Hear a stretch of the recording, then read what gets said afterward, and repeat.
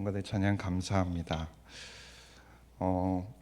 TV를 보면 오은영 박사님이 출연하는 많은 TV 프로그램 중에서 금쪽 같은 내 새끼라는 프로그램이 있습니다. 그 프로그램에는 방송의 다양한 문제로 고통을 받는 가족들이 나와서 박사님께 상담을 받고 솔루션을 듣고 그런 과정들을 우리에게 보여주는데요. 그런데 그 중에 한 에피소드에서 교사인 엄마가 자신의 딸을 데리고 나온 적이 있었습니다. 막말과 조롱을 하는 공격적인 딸의 모습에 눈물을 줄줄 흘리는 이 어머니는 교사라는 직업을 가진 채 방송에 나오는 것이 참 어려운 결정이었다고 합니다. 왜냐하면 자신이 학교에서 아이들을 가르치는 직업을 가지고 있는데 교사인데 자신의 딸은 잘 가르치지 못했다라는 그런 사람들의 시선과 판단이 매우 두려웠기 때문이죠. 그런데 그럼에도 불구하고 이분이 이 방송을 출연하게 된 계기가 무엇이었을까요? 그 이유가 무엇이겠습니까? 그것은 그분이 교사이기 전에 부모이기 때문이었습니다. 자신의 체면과 자신의 자존심보다 아픈 자식이 먼저였기 때문이라는 겁니다. 아픈 자녀를 어떻게 해서든 낫게 해주고 싶다라는 그 엄마의 간절함이 용기를 내게 했던 것이죠. 이처럼 부모에게는 생각만으로도 마음을 졸이게 만들고 애가 타게 만드는 자식이 있는 것 같습니다. 우리는 그러한 자녀를 두고 뭐라고 하냐면 아픈 손가락이라고 부르죠. 그런데 오늘 본문에 등장하는 아버지 또한 아픈 손가락과 같은 자녀가 하나 있었습니다. 그는 그 자녀를 향한 간절함과 그 자녀를 치유하고 싶다라는 그 하나의 목적을 가지고 예수님께 오늘 나아오게 된 것이죠. 오늘 본문 말씀을 보면 예수님께서는 3명의 제자들과 함께 산에 오르셨다가 그 이튿날 내려오고 있는 과정이었습니다. 그런데 그 사이에 예수님과 함께 갔던 제자들 말고 아래에 남아있던 제자들과 그곳에 있던 서기관들 사이에 논쟁이 벌어져 있었던 것이죠. 군중들과 서기관들이 제자들을 둘러싸고 한참 실랑이를 벌이고 있는 와중에 예수님께서 그들에게 다가오셨던 것입니다. 그리고 예수님께서는 그들을 향해서 질문하시죠. 왜 무슨 일 때문에 너희가 이러느냐라고 말입니다. 마가복음 9장 16절을 보면 예수께서 물으시되 너희가 무엇을 그들과 변론하고 있느냐라고 말씀하십니다. 예수님의 이러한 물음은 그들이 지금 무엇 때문에 어떤 주제를 가지고 변론을 하고 있는지, 그들이 논쟁을 벌이고 있는지 예수님께서 모르시기 때문에 그것이 궁금하셔서 질문을 하셨던 것이 아닙니다.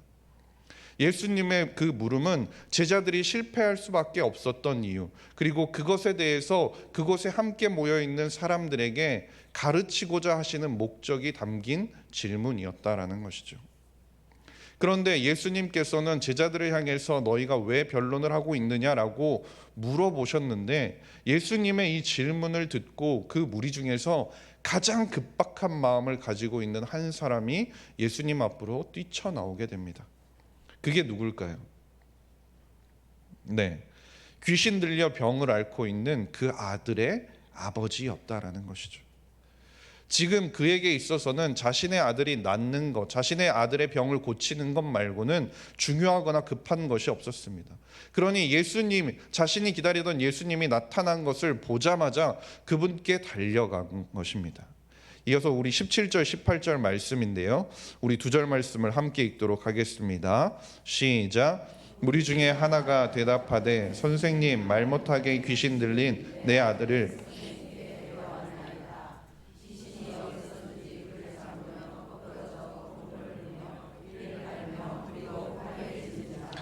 내가 선생님의 제자들에게 내쫓아달라 하였으나 하지 못하더이다. 아멘.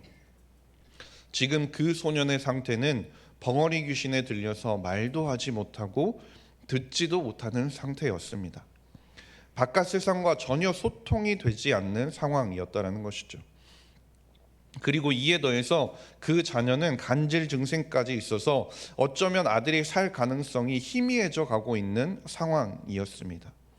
그런 상황 가운데 소년의 아버지는 예수님의 치유 능력에 대한 소문을 듣게 되고 사실인지 아닌지 그것을 고민할 틈도 없이 아들을 데리고 예수님을 찾아오게 된 것입니다. 그런데 현장에서는 그가 찾은 것이 누구입니까? 예수님이 아닌 그의 제자들이었습니다. 차선책으로 그래도 예수님의 제자들이니까, 그렇게 능력이 많은 사람의 제자들이니까 나의 아들을 고치실 수 있을 거라는 그 일말의 기대감을 가지고 그는 제자들에게 그 귀신을 쫓아내달라고 요청을 합니다. 그런데 어떻게 되죠?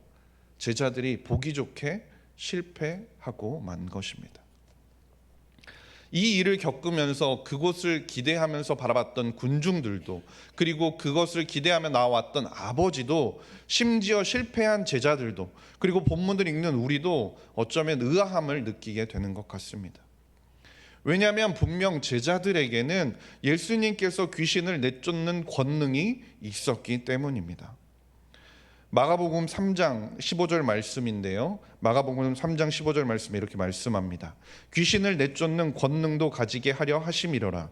그리고 마가복음 6장 7절 말씀에 12제자를 부르사 둘씩 보내시며 더러운 귀신을 제어하는 권능을 주시고, 즉 보면 제자들은 예수님께 받은 권능이 이미 있었습니다. 귀신을 제어하는 권능, 귀신을 내쫓는 권능이 있었고, 그리고 마가복음 6장 13절 말씀을 보면 그 권능을 통해서 그들은 성공한 경험까지도 가지고 있었다라는 것이죠. 그런데 왜 제자들은 귀신 들린 그 아이를 고치지 못했던 것일까요? 예수님이 주신 능력, 예수님께서 주셨던 그 귀신을 쫓아내는 능력이 일회적이거나 일회용이었기 때문이었을까요? 아니면 제자들이 뭔가 순서를 착각해서 이렇게 프로세스대로 해야 되는데 그것을 하지 못했기 때문일까요? 그런데 예수님께서는 아이의 아버지의 말을 다 들으시더니 이렇게 한탄하십니다. 19절 말씀인데요. 대답하여 이르시되 믿음이 없는 세대여, 내가 얼마나 너희와 함께 있으며 얼마나 너희에게 참으리요. 예수님께서는 제자들을 돌아보시며 믿음이 없는 세대라고 한탄하십니다. 그런데 예수님께서 지금 한탄하고 계시는 이 믿음이 없는 세대라는 것은 단순히 제자들만 향한 꾸지람이 아니었던 것입니다. 하나님의 말씀을 받지 않으려고 하고 인간의 생각과 인간의 계산으로, 인간의 능력으로, 우리가 가지고 있는 것들로만 무언가를 계산하고 판단하고 행하려고 하는 좁은 시야를 가지고 있는 것에 예수님께서는 좌절하셨다는 것이죠. 우리가 시야라는 말을 하면 그 시야라는 말이 무엇입니까? 즉 보는 범위를 뜻합니다. 우리가 어느 정도를 볼 수 있느냐가 우리가 어떤 시야를 가지고 있느냐라는 것이죠. 결국 그 보는 범위라는 것은 자신이 보고 생각하고 계산하고 판단할 수 있는 정도라는 것이죠. 그런데 좁은 시야를 가지고 있으면 어떻겠습니까? 좁게 보니 좁게 생각할 수밖에 없고, 아무리 계산하고 판단해봤자 좁게 보일 수밖에 없으니까 한계가 극명하게 보일 수밖에 없다라는 겁니다. 이런 모습이 어디에서도 나오냐면 민수기에서 가나안 정탐꾼들의 말을 듣고 있던 이스라엘 백성에게서도 찾아볼 수 있는데요. 가나안 땅을 정탐하고 온 정탐꾼들이 자신들은 그들에 비하면 메뚜기 떼에 불과하다는 말을 듣고 이스라엘 백성들이 뭐라고 했는지 기억하십니까? 그들은 그 말을 듣자마자 그러면 우리가 애굽으로 돌아가는 편이 더 낫겠다라고 말했습니다. 이를 들은 하나님께서 이스라엘 백성들을 질책하시면서 모세에게 뭐라고 말씀하시냐면 민수기 14장 11절에 여호와께서 모세에게 이르시되 이 백성이 어느 때까지 나를 멸시하겠느냐, 내가 그들 중에 많은 이적을 행하였으나 어느 때까지 나를 믿지 않겠느냐라고 한탄하시고 있다는 것이죠.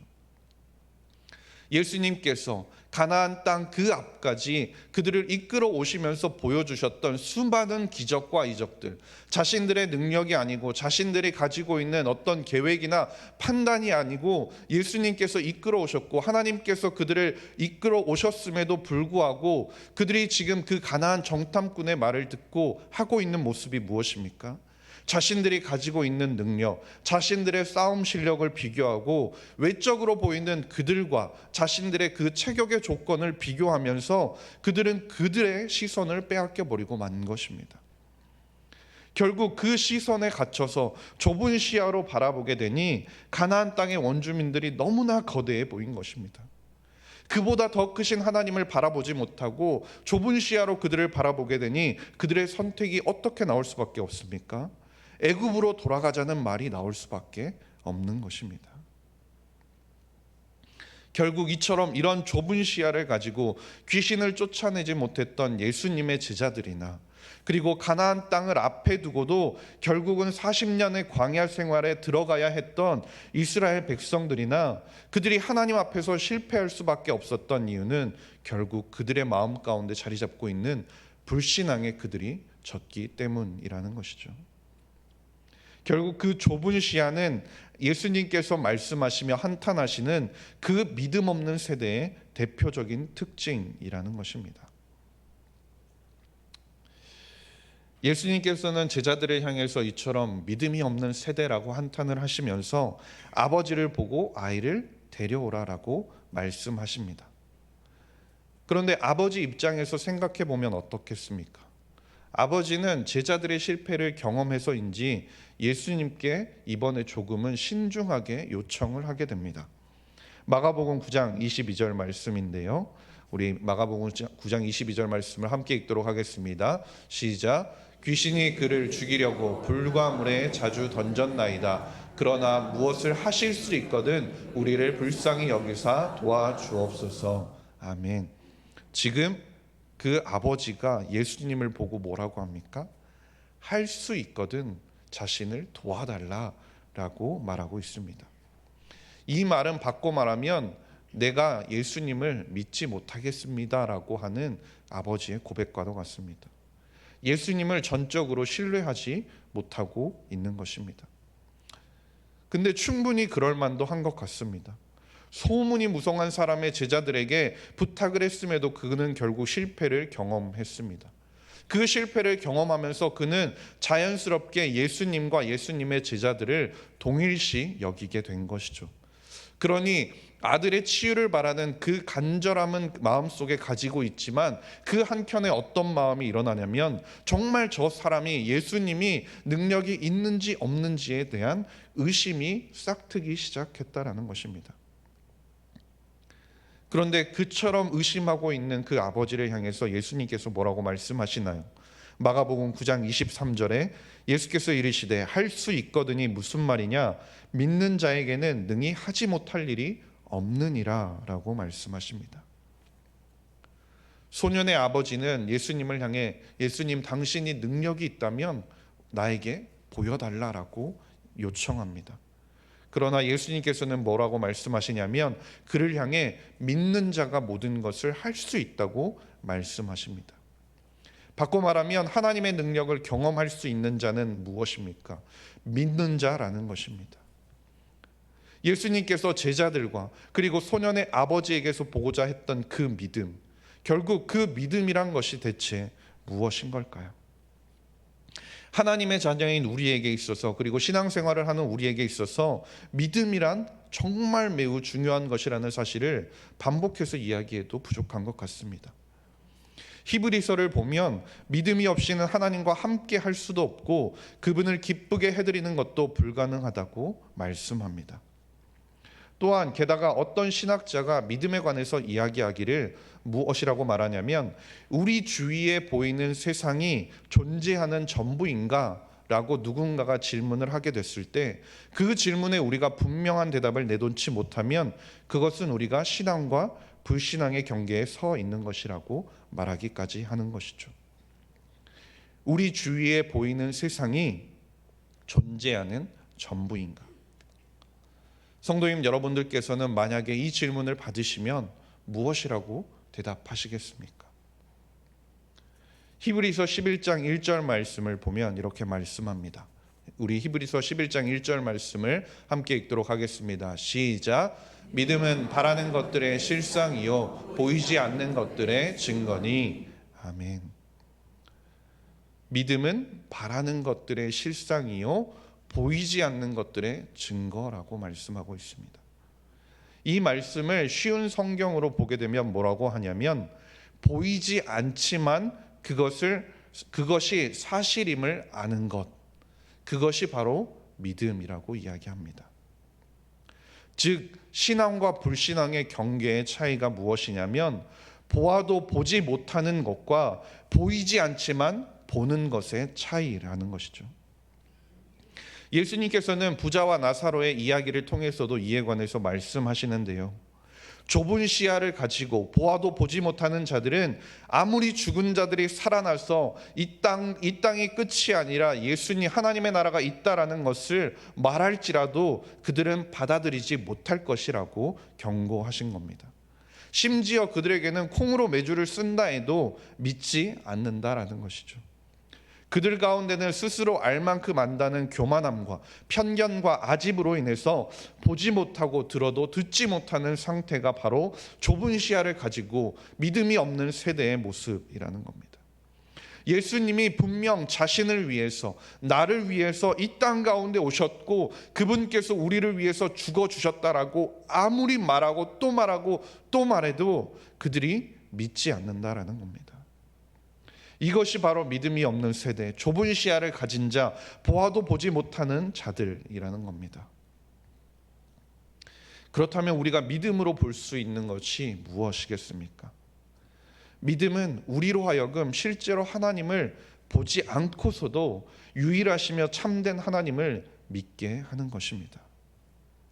우리가 처한 절망적인 상황이나 우리 앞에 놓여 있는 문제들이나 우리 앞에 해결해야 될, 우리 앞에 넘어야 할 산들을 바라보는 것이 아니라 그 모든 것들로부터 모든 능력을 지니신 신실하신 하나님께로 우리의 주의를 돌리고 시선을 돌리고 그분께로 우리의 마음을 향해 있는 것이라는 겁니다. 삶의 방향을 우리가 걸어가는 그 삶의 걸음걸음을 우리의 문제를 바라보는 것이 아니라 하나님께로 우리가 새롭게 설정하는 행동이야말로 그것이 우리가 믿음이라고 부를 수 있는 것이라는 거죠. 그렇다면 오늘 우리의 모습은 어떻습니까?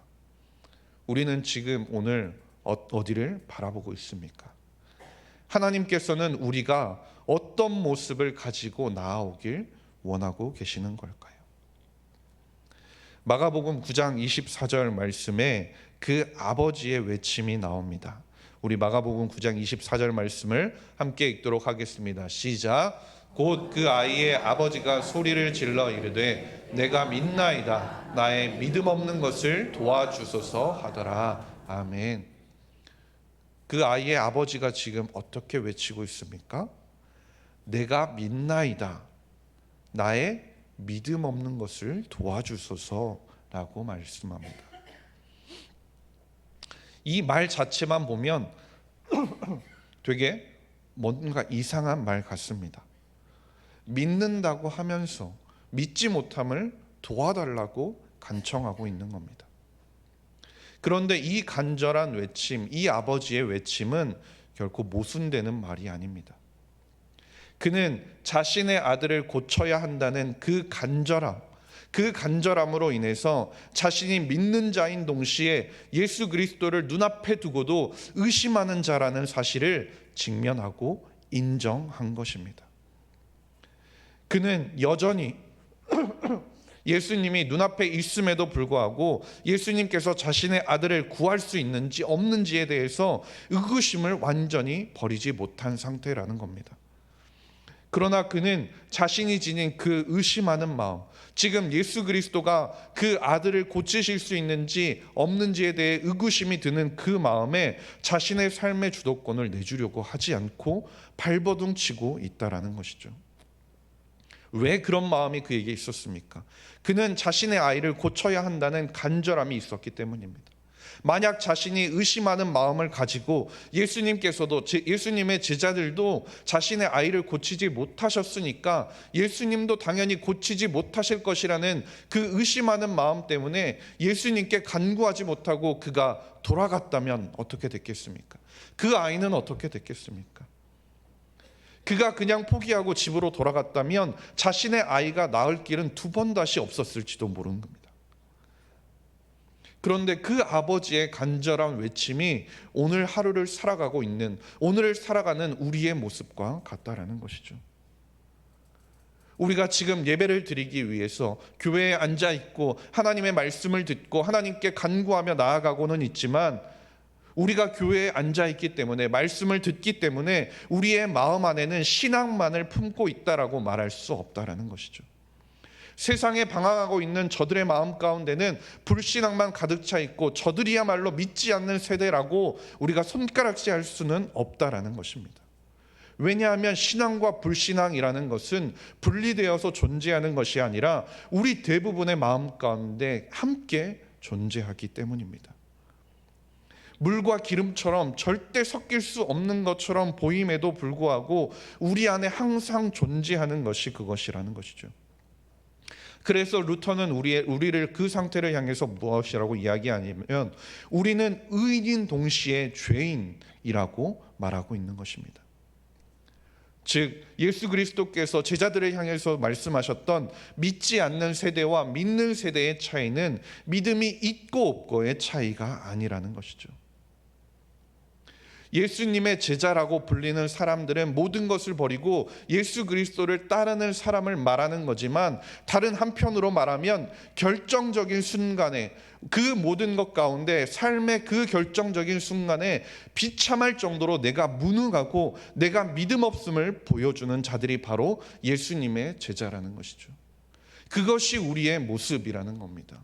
우리가 예배의 자리에 나와서 주일에 예배를 드리고 삶의 자리에 돌아가서 우리가 하나님 앞에 예배 드렸으니까 우리 가운데 믿음이 있음을 우리가 고백하면서 살아가는 것이 아니라, 우리의 삶의 무게 가운데, 우리의 삶의 순간 가운데 문제를 마주하고 넘어야 할 산을 마주하는 그 순간에 우리의 마음 가운데 믿음 없다라는 사실을 우리가 인정하고 나아가는 것이 우리의 모습이자 예수님의 제자들의 모습이라는 것이죠. 베드로를 보십시오. 예수님의 제자들을 보십시오. 평소에 그들이 무엇이라고 고백했습니까?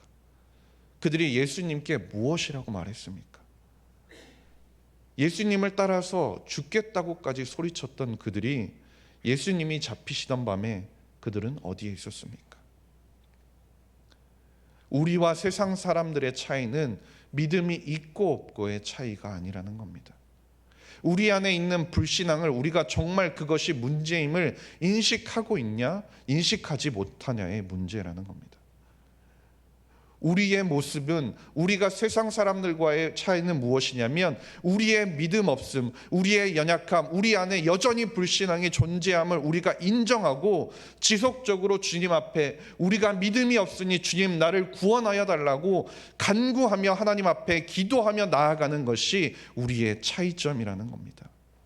우리가 주님 앞에 그 기도의 제목을 가지며 주님 앞에 간구하며 나아갈 때 그 불신앙을 우리가 이겨내게 되고 또 한 걸음 신앙의 길로 우리가 나아갈 수 있게 된다는 겁니다. 마가복음 7장을 보시면 예수님을 찾아와서 도움을 청했던 수로보니게 여인이 있었습니다. 그녀는 자신이 예수님 앞에 떳떳하게 나아갈 자격이 없다라는 것을 잘 알고 있었습니다. 하지만 그녀는 예수님 앞에 찾아왔죠. 그리고 자신의 믿음이 없음을 인정했다라는 겁니다. 자신의 믿음과 자신의 믿음이 없음과 자신의 연약함을 주님 앞에 고백하며 예수님께 눈물을 흘리며 자신을 구원해달라고 소리친 것입니다. 이와 같은 눈물의 고백이 우리에게 있어야 할 줄로 믿습니다. 우리 주변에 너무나 많은 사례가 뭐냐면, 어려서 교회를 잘 다니다가 대학에 들어가고 직장에 들어가고 결혼을 하게 되면 교회에 잘 나오지 않는 누가 있죠? 자녀들이 있습니다. 근데 그들에게 있어서 그들이 믿음이 없어서, 믿음이 없기 때문에 교회에 나오지 못하는 것이 아니라는 거죠. 그들도 여전히 지금도 그 마음 가운데 신앙과 불신앙의 싸움을 하고 있는 중이라는 겁니다. 그 자녀들이 영적인 그 전투 가운데서, 영적인 싸움 가운데서 그 불신앙을 이겨내고 자신의 믿음 없음을 고백하며 주님 앞에 나아올 수 있도록 그 자녀를 두고 기도할 수 있기를 간절히 소망합니다. 주 안에서 사랑하는 성도님 여러분, 그 믿음이라는 것, 그것은 우리 스스로 생각해낼 수 있는 것이 아닙니다. 우리가 타고나는 것도 아니라는 것이죠. 에베소서 2장 8절 말씀에 무엇이라고 이야기합니까? 우리 에베소서 2장 8절 말씀을 함께 읽도록 하겠습니다. 시작.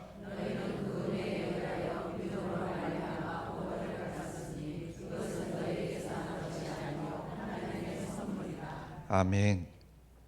믿음이 무엇이라고 말씀합니까? 하나님의 선물이라고 말씀합니까? 선물이 무엇입니까? 선물. 우리가 받을 만한 자격이 있어서 우리에게 주어진 것이 아닙니다. 우리의 노력으로 얻은 것도 아닙니다. 우리에게 그만한 선물을 줄 가치가 있기 때문에 우리에게 주어진 것이 아니라는 것이죠. 믿음은 하나님으로부터 온 것이고 하나님의 은혜와 긍휼로 우리에게 주어진 것입니다. 그렇기 때문에 믿음이라는 것은 적금을 쌓듯이 우리가 열심히 교회에 나오고 열심히 신앙생활을 하고 그렇다고 해서 무언가 쌓여가는 것이 아니라 하나님과의 신뢰를 새롭게 하는 끊임없는 과정이라는 겁니다.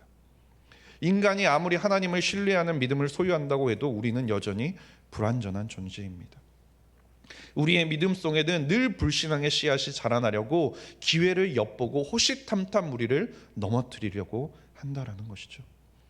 그렇기 때문에 예수님께서 제자들에게 말씀하신 것처럼 우리는 항상 하나님의 도우심을 구하며 기도해야 하고 그리스도의 능력에 집중해야 하고 나의 무능함을 인정해야 하는 것입니다. 빌립보서 3장 12절 말씀에 내가 이미 얻었다 함도 아니요 온전히 이루었다 함도 아니라 오직 내가 그리스도 예수께 잡힌 바 된 그것을 잡으려고 달려가노라. 아멘. 우리는 하나님을 알아갈수록 주님께 더욱더 붙잡힌 성도가 되어야 하는 것입니다.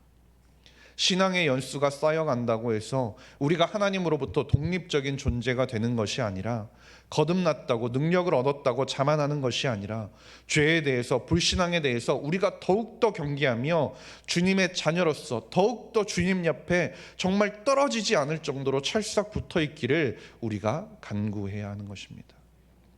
그리고 이 믿음의 여정은 우리가 주님 앞에 서는 그날까지 계속되어야 하는 겁니다.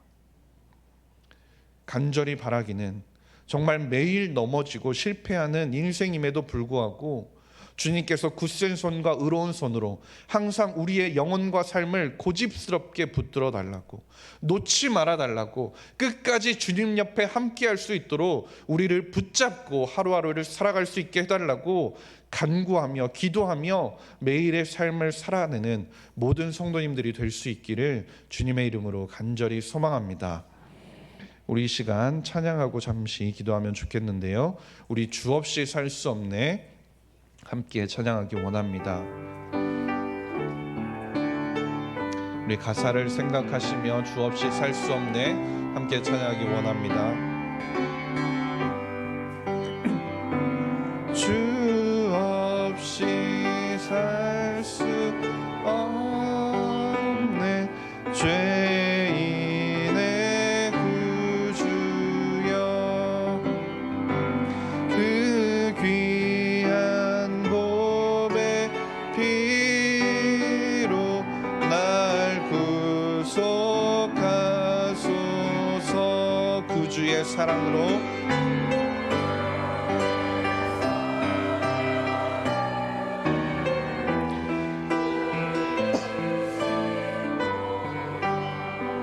내 소망 나의 위로 소망 나의 위로 내 영광 돼. 우리 다시 한 번 더 고백합니다. 주 없이 살 수 없네 주 없이 살 수 없네 죄인의 구주여 그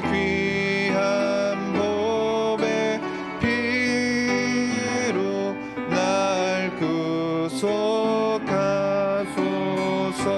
구주의 사랑으로